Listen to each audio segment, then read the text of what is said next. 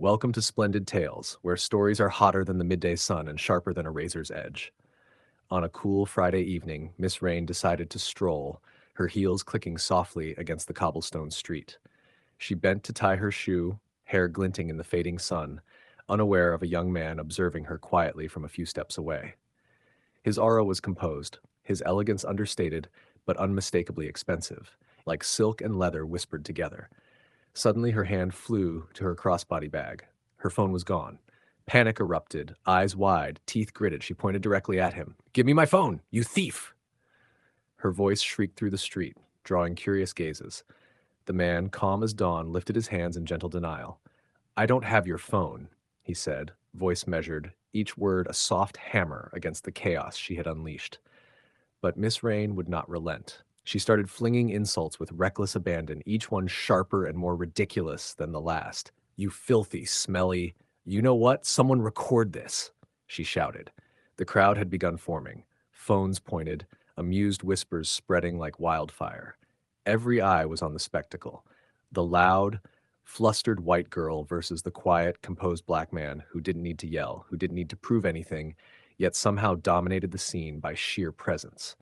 Even now, Splendid Tales viewers, if you're enjoying the chaos and the drama, don't forget to like, comment, and subscribe.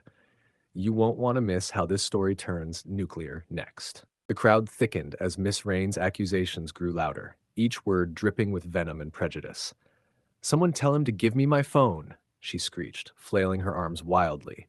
Her voice bounced off the surrounding walls, echoing like an alarm, while cameras from every corner captured her meltdown.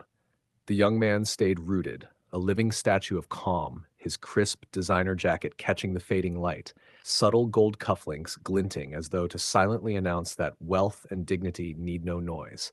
People began whispering, some snickering at her absurdity, others shaking their heads in disbelief at the sheer audacity of her public prejudice. She singled him out relentlessly, cruelly, her accusations laced with racist undertones. "You think you can hide it because of your color?" she spat. "I know it's you." The words hung in the air, heavy and uncomfortable, drawing gasps from the bystanders who hadn't yet picked a side. The young man, however, remained unflustered. Not a muscle twitched, not a word escaped. His silence was louder than any shout.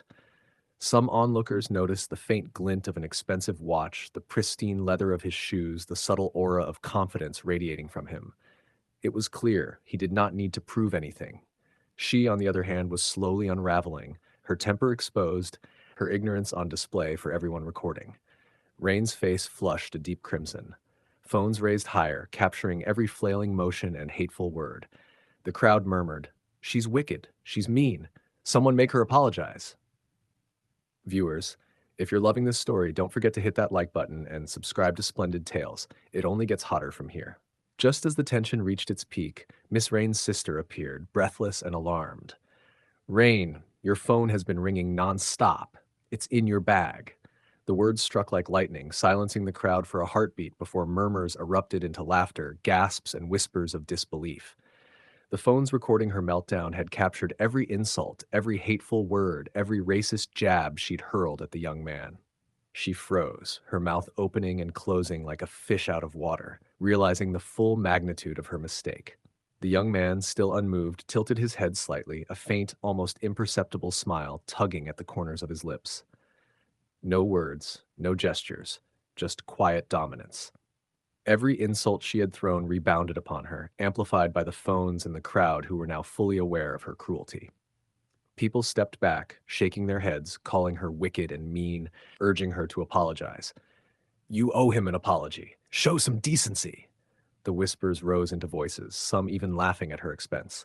Her face burned crimson as she stammered, I, I'm sorry," her words barely audible over the crowd's jeers. The young man's silence, his composed demeanor, made her apology feel like a feeble whisper against the power of truth. His quiet wealth and dignity had rendered her accusations meaningless, and the more she had tried to dominate, the smaller she had appeared. Splendid Tales viewers, if you're enjoying the chaos, the irony, and the sheer humiliation she's facing, smash that like button and subscribe. The silence after her apology was deafening. Cameras stayed locked on her, the flashes of phone lights glittering like judgmental stars. The young man finally moved, slow, graceful, deliberate. He adjusted his sleeve, revealing a luxury watch that shimmered under the streetlights, then turned toward a sleek black car parked at the curb. The doors opened automatically, and two men in clean suits stepped out. The crowd gasped as they recognized the emblem on the car, an exclusive brand only the elite could afford. Rain's heart sank. The man she had called a thief was no ordinary stranger. He was the owner of the very mall she often bragged about shopping in, the silent investor behind the cafe she boasted about visiting. Her mouth fell open as realization crashed down. She hadn't just humiliated herself. She had insulted power itself. Without a word, the man slid into the back seat, his calm eyes briefly meeting hers. There was no anger there, just quiet disappointment. That look alone was punishment enough. It said, "You are beneath the noise you created." The crowd parted as the car pulled away, leaving Rain trembling, drenched in shame. Phones buzzed around her, clips already flooding social media under trending tags like #justice in silence and racist downfall. By the next morning, she'd lost her job, her friends, and her pride. The quiet rich man? He remained untouchable, his silence echoing louder than her screams ever could. And that, dear viewers, was today's splendid tale. If you enjoyed watching karma deliver its sweetest blow, don't forget to like, comment, and subscribe for more stories that hit harder than reality itself.